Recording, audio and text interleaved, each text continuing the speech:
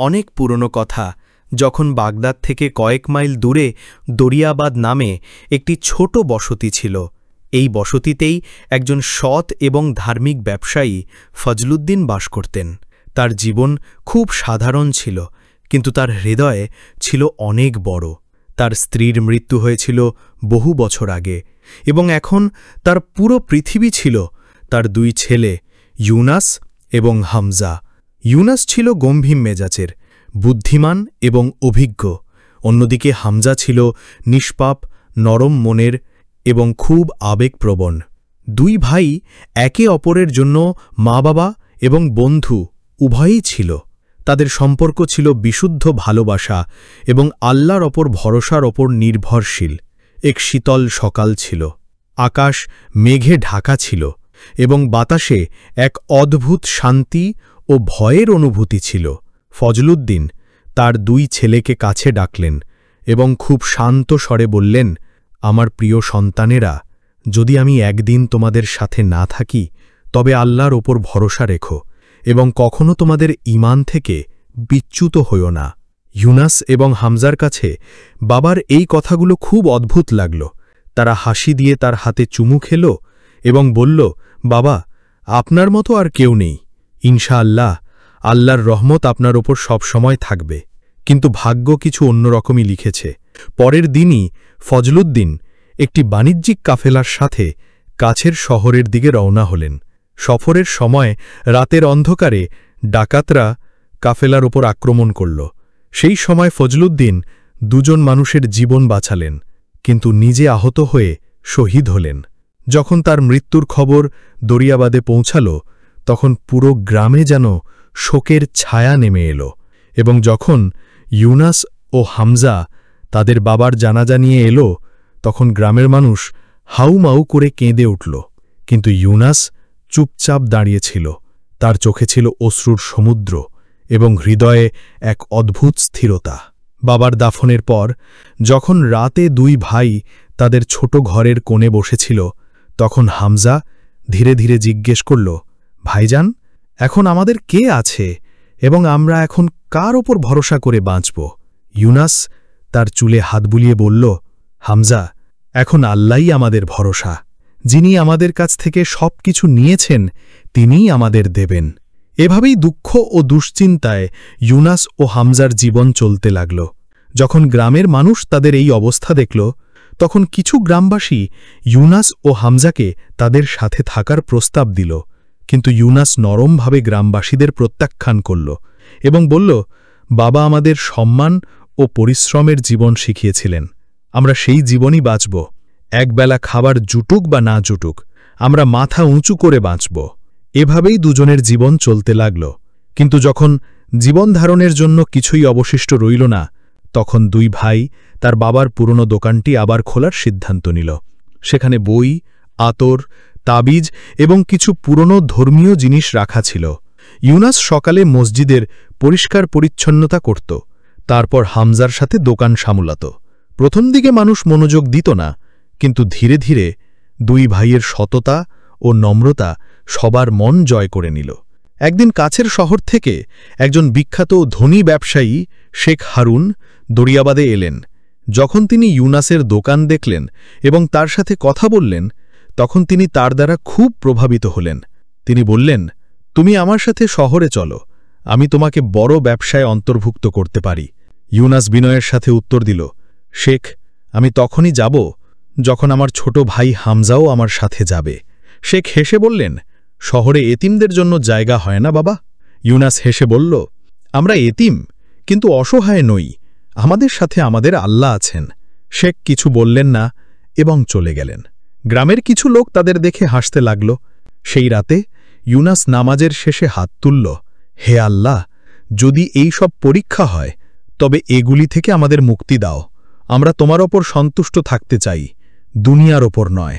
তারপর হামজা নিষ্পাপভাবে জিজ্ঞেস করল, ভাই, আল্লাহ কি সত্যিই আমাদের কথা শোনেন? ইউনাস গ্লাসে পানি ভরতে ভরতে বলল, যেমন এই পানি সব জায়গায় পৌঁছায়, তেমনি আল্লাহর রহমত প্রতিটি হৃদয়ে পৌঁছায়। শুধু ইখলাস চাই। সকালে ইউনাস একটি বড় সিদ্ধান্ত নিল এবং হামজাকে বলল, হামজা, আমাদের এই গ্রাম ছেড়ে এমন একটি যাত্রা শুরু করতে হবে যেখানে আমরা শুধু রুজিই নয় বরং রুহানি আলো অর্জন করব। হামজা একটু ঘাবড়ে গেল এবং বলল, ভাই, আমরা একা কোথায় যাব? কেউ তো আমাদের ডাকেও না। ইউনাস তার পিঠ থোপড়ে বলল, কেউ না ডাকলে কি হয়েছে, কিন্তু আল্লাহ তো ডাকেন এবং তার ডাক কখনো অর্থহীন হয় না। তারা দোকান বন্ধ করল, বই, একটি ছোট বিছানা, কিছু আতর এবং বাবার পুরনো মশলা নিল এবং মসজিদে 2 রাকাত নফল নামাজ আদায় করল এবং তারপর গ্রাম থেকে রওনা হয়ে গেল। বালি ভরা রাস্তা, তীব্র রোদ এবং অজানা গন্তব্য, কিন্তু 2 ভাইয়ের মনে একটাই জিনিস ছিল, আল্লাহর ওপর বিশ্বাস। সারাদিন ভ্রমণ করার পর যখন রাত হল, তখন রাতে এক নির্জন জায়গায় তারা আশ্রয় নিল। আকাশ তারায় ভরা ছিল। ইউনাস সূরা মুলক পড়ল এবং হামজা তার বুকে মাথা রেখে ঘুমিয়ে পড়ল। এই যাত্রা শুধু পথের ছিল না, এই যাত্রা ছিল ঈমান, ধৈর্য এবং আল্লাহর ওপর ভরসার। দ্বিতীয় দিনের সকালে যখন সূর্যের রশ্মি দূর দূরান্ত পর্যন্ত সোনালি বালিকে জাগিয়ে তুলল, তখন 2 ভাই টিলা ঘেরা এক এলাকায় পৌঁছাল যাকে মানুষ জিকরাবাদ নামে চিনত। তাদের পথে এক বৃদ্ধ ব্যক্তি দেখা হল, যার মাথায় সাদা পাগড়ি, হাতে লাঠি এবং মুখে এমন লোক যেন রাতের অন্ধকারে প্রদীপ জ্বলছে। তিনি এক জায়গায় বসে কিছু পড়ছিলেন। হামজা ভয়ে ভয়ে জিজ্ঞেস করল, ভাইজান, ইনি কি দরবেশ? ইউনাস মাথা নাড়ল, হয়তো, চলো আদাব জানিয়ে সালাম করি। 2 ভাই কাছাকাছি গেল। ইউনাস এগিয়ে বলল, আসসালামু আলাইকুম বাবা।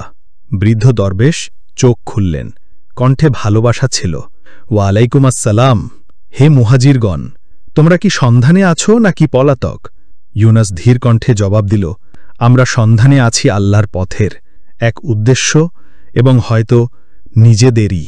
সেই দরবেশের নাম ছিল হযরত আব্দুল আজিজ, যিনি একসময় বড় আলেম ছিলেন এবং এখন জিকরাবাদের উপত্যকায় একাকী থাকতেন। তিনি 2 ভাইকে তার কুঁড়ে ঘরে আসার অনুমতি দিলেন। রাতে আগুন জ্বালানো হল, শুকনো রুটি আর খেজুর দিয়ে পেট ভরা হল। রাতের সেই দৃশ্য, যখন আকাশ তারায় ভরা ছিল এবং আগুনের শিখা হৃদয়কে উষ্ণতা দিচ্ছিল, তখন দরবেশ ইউনাসকে জিজ্ঞেস করলেন, তুমি কখনো আল্লাহর পথে নিজের নাফসের সাথে যুদ্ধ করেছ? ইউনাস একটু ভেবে জবাব দিল, আমি ক্ষুধা, একাকিত্ব ও মানুষের কটূক্তি সহ্য করেছি, কিন্তু নিজের ভেতরের কণ্ঠের সাথে আজ পর্যন্ত যুদ্ধ করিনি। দরবেশ গভীর শ্বাস নিলেন এবং বললেন, তাহলে এখনো তোমার যাত্রা শুরুই হয়নি। পরের 3 দিন দরবেশ 2 ভাইকে আলাদা আলাদা 3টি শিক্ষা দিলেন, যা শুধু তাদের হৃদয়কে নয় বরং তাদের চিন্তাভাবনাকেও বদলে দিল। প্রথম দিন দরবেশ ইউনাসকে জঙ্গলের এক নির্জন অংশে পাঠালেন এবং বললেন, সারাদিন কিছু বলবে না, শুধু দেখো, শোনো এবং অনুভব করো। ইউনাস সারাদিন নীরবতায় কাটাল। পাতার খসখসে শব্দ, পাখির কিচিরমিচির, বাতাসের প্রতিধ্বনি, সবকিছু আল্লাহর তৌহিদের ঘোষণা করছিল। সন্ধ্যায় ফিরে এসে ইউনাস বলল, নীরবতার মধ্যে আল্লাহর আওয়াজ ছিল বাবা। দরবেশ হাসলেন, যে ব্যক্তি শুনতে শিখেছে সে বলতেও শিখবে। দ্বিতীয় দিন দরবেশ হামজাকে গ্রামের ছোট বাজারে পাঠালেন এবং একটি সাধারণ চাদর দিয়ে বললেন, এটি বিক্রি করে এসো, কিন্তু মিথ্যে বলবে না। হামজা অনেক দোকানদারের সাথে কথা বলল, কেউ কেউ ঠাট্টা করল, কেউ কেউ কম দাম দিতে চেষ্টা করল, কিন্তু হামজা একদমও নড়ল না। অবশেষে এক বৃদ্ধ দোকানদার বলল, এই ছেলেটির চোখে সততা আছে, এবং সে চাদরটি সঠিক দামে কিনে নিল। যখন সে সন্ধ্যায় দরবেশের কাছে এলো, তখন দরবেশ বললেন, যে ব্যক্তি ঈমান বিক্রি করে দেয় তাকে বাজারের দুনিয়া কিনতে পারে, কিন্তু যে সত্যের ওপর অটল থাকে তাকে স্বয়ং আল্লাহ কিনে নেন। এবং তৃতীয় দিন দরবেশ 2 ভাইকে একসাথে বসিয়ে বললেন, এক সময় আসবে যখন কেউ সাথে থাকবে না, কোনো অবলম্বন থাকবে না, তখন শুধু আল্লাহর স্মরণই তোমাকে বাঁচিয়ে রাখবে। তিনি শেখালেন যে লা ইলাহা ইল্লাল্লাহ শুধু শব্দ নয়, বরং একটি অঙ্গীকার, আল্লাহর ছাড়া কারো কাছে আশা না রাখার। 3 দিন পর যখন 2 ভাই দরবেশের কাছ থেকে বিদায় নিতে এলো, তখন ইউনুসের চোখ ছলছল করছিল এবং ইউসুফ বলল, বাবা, আপনি কি আমাদের সাথে যাবেন না? দরবেশ ইউনুসের মাথায় হাত রেখে বললেন, বেটা, এখন তোমার কোনো পথপ্রদর্শকের প্রয়োজন নেই। এখন তোমার ভেতরেই আলো আছে। কিন্তু মনে রেখো, দুনিয়া প্রতিদিন তোমার ঈমান পরীক্ষা করে। প্রতিদিন একটি পরীক্ষা। তিনি একটি পুরনো তাসবিহ হামজাকে দিলেন এবং ইউনুসকে একটি চিঠি। এই চিঠিটি তখন খুলবে যখন মনে হবে পথ হারিয়ে গেছে। এখন যাত্রার দিক ছিল এক বড় শহর বসরার দিকে। পথে দুই ভাই অনেক পরিবর্তিত হয়েছে। এখন ইউনুসের চোখে পরীক্ষার ভয় ছিল না, বরং প্রজ্ঞা এবং বিশ্বাসের ঝলক ছিল। হামজা এখন আর ততটা শিশু নয়, তার হাসিতে স্থিরতা এসেছে। তারা পথে যাকে পেল, এক বৃদ্ধা মহিলা, এক তৃষ্ণার্থ মুসাফির, এক ক্ষুধার্ত শিশু, সবার সাহায্য করল। এবং এটাই সেই সময় ছিল যখন তারা অনুভব করল যে এই যে যাত্রা তারা আল্লাহ নামে শুরু করেছিল, তা এখন শুধু তাদেরই রইল না। এখন তা ছিল সেই প্রতিটি মানুষের জন্য যে ভেঙে পড়েছে কিন্তু উঠতে চায়। কিছুদিন দীর্ঘ ভ্রমণ করার পর যখন বসরার প্রথম মিনার দেখা গেল, তখন হামজা বলল, ভাইজান, এখন কি আমাদের গন্তব্য এসে গেছে? ইউনুস দূর আকাশের দিকে তাকালেন, তারপর বললেন, না হামজা, এটা শুধু একটা নতুন পর্যায়। গন্তব্য হয়তো পরকালে, কিন্তু প্রতিটি পদক্ষেপে আল্লাহ আমাদের সাথে আছেন। দুজনেই হাত তুলে শহরের সীমানায় সেজদায় লুটিয়ে পড়লেন। বসরা শহরের সীমানায় সেজদা করার পর ইউনুস ও হামজা যখন উঠলেন, তখন তাদের হৃদয়ে আল্লাহর গভীর শান্তি ছিল। দূর পর্যন্ত বিস্তৃত শহরের মিনার, বাজারের কোলাহল এবং মসজিদের আজান তাদের একটি নতুন জগতে পা রাখার অনুভূতি দিচ্ছিল। দুই ভাই প্রথমে শহরের জামে মসজিদে পৌঁছালেন, অজু করলেন, 2 রাকাত নফল নামাজ আদায় করলেন এবং তারপর আল্লাহর কাছে দোয়া চাইলেন, হে আল্লাহ, এই শহরে তুমিই একমাত্র ভরসা, তাই তুমি আমাদের হাত ধরে রেখো। নামাজের পর একজন বৃদ্ধ মুয়াজ্জিন তাদের কাছে এসে জিজ্ঞেস করলেন, বাবা, কোথা থেকে এসেছ? ইউনুস জবাব দিলেন, দরিয়াবাদ থেকে ঈমানের সফরে বেরিয়েছি। রুজি এবং আধ্যাত্মিক উদ্দেশ্য উভয়ই খুঁজছি। মুয়াজ্জিন দুই ভাইকে মসজিদের কাছে একটা ঘরে কয়েকদিন থাকার অনুমতি দিলেন। পরের দিন সকালে ইউনুস একটি ছোট দর্জির দোকানে কাজ চাইতে গেলেন। মালিক তার চোখে লজ্জা এবং সততা দেখলেন এবং তাকে কাপড় কাটা এবং সেলাই শেখার কাজ দিলেন। হামজা কাছের একটি দোকানে খেজুর এবং তিলের লাড্ডু বিক্রি করতে লাগলেন। শহরের লোকেরা প্রথমে তাদের অপরিচিত মনে করত, কিন্তু ধীরে ধীরে তাদের কথা, আদব এবং সততায় মুগ্ধ হয়ে গেল। একদিন এক ব্যবসায়ী এসে হামজাকে বললেন, তুমি কে বাচ্চা?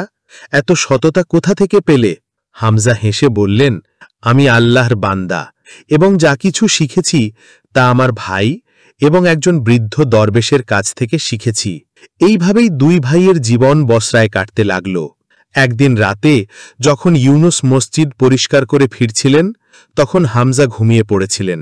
ইউনুস সেই পুরনো চিঠিটি বের করলেন যা দরবেশ দিয়েছিলেন এবং প্রথমবারের মতো সেটি খোলার সাহস করলেন। সেই চিঠিতে লেখা ছিল, বেটা ইউনুস, যখন মনে হবে পথ আর বোঝা যাচ্ছে না, তখন মনে রেখো, উদ্দেশ্য তুমি বাইরে পাবে না, নিজের ভেতরে পাবে। আল্লাহ তোমাকে সেখানে পাঠাবেন যেখানে তোমার সবচেয়ে বেশি প্রয়োজন। শহরের আলো যেন তোমাকে অন্ধ না করে দেয়। তুমি নিজেই একটি আলো, তাকে চিনতে শেখো। যেখানে মানুষ হতাশ, ভেঙে পড়েছে, অসহায়, সেখানেই তোমার আসল কাজ শুরু হবে। পরের দিন ইউনুস তার কাজ থেকে ফেরার পথে একটি নির্জন গলি দিয়ে যাচ্ছিলেন। সেখানে শিশুরা ছেঁড়া পোশাকে খেলছিল, কেউ ক্ষুধার্ত, কেউ অসুস্থ। নারীরা দরজার আড়াল থেকে উঁকি দিচ্ছিল। সেখানে কোনো স্কুল ছিল না, কোনো সাহায্যকারীও ছিল না। ইউনুস থামলেন। তার মনে চিঠির কথাগুলো প্রতিধ্বনিত হতে লাগল, যেখানে মানুষ হতাশ, সেখানেই তোমার কাজ শুরু হবে।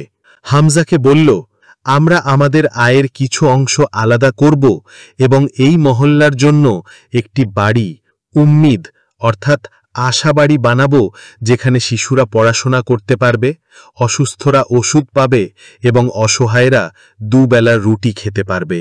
হামজার চোখ ভরে উঠল এবং বলল, ভাইজান, আমরা কি সব করতে পারব?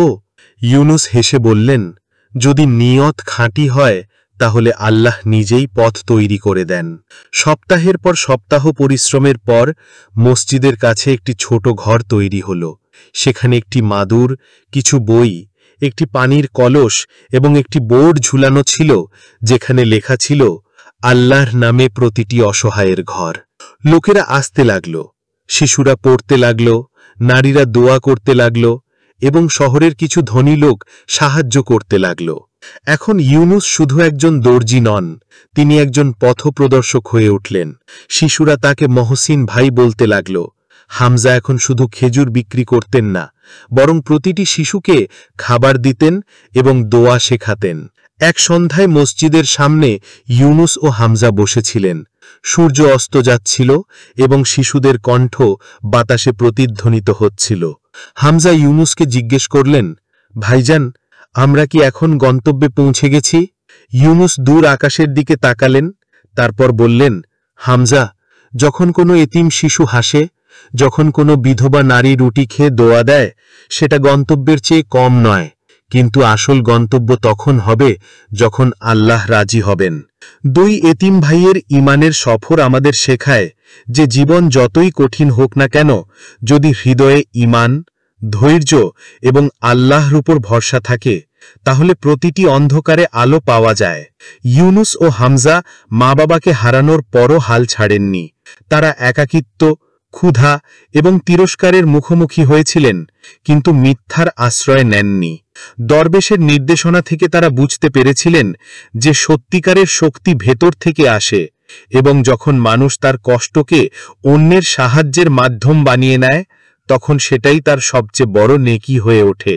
গল্পটি এটাও শেখায় যে সত্য, মানবতা এবং দোয়ার মূল্য কোনো ধন সম্পদের চেয়ে কম নয়। আসল গন্তব্য শুধু রোজগার করা নয়, বরং আল্লাহর সন্তুষ্টি অর্জন করা। এই গল্পটি প্রতিটি মানুষকে সাহস যোগায়, যারা ভেঙে পড়েছে কিন্তু তবুও উঠে দাঁড়াতে চায়।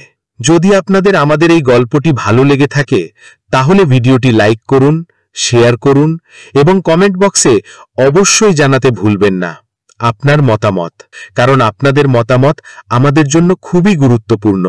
এবং আমাদের চ্যানেল কনসেপ্ট অফ ইসলামকে সাবস্ক্রাইব করতে ভুলবেন না। আল্লাহ হাফিজ।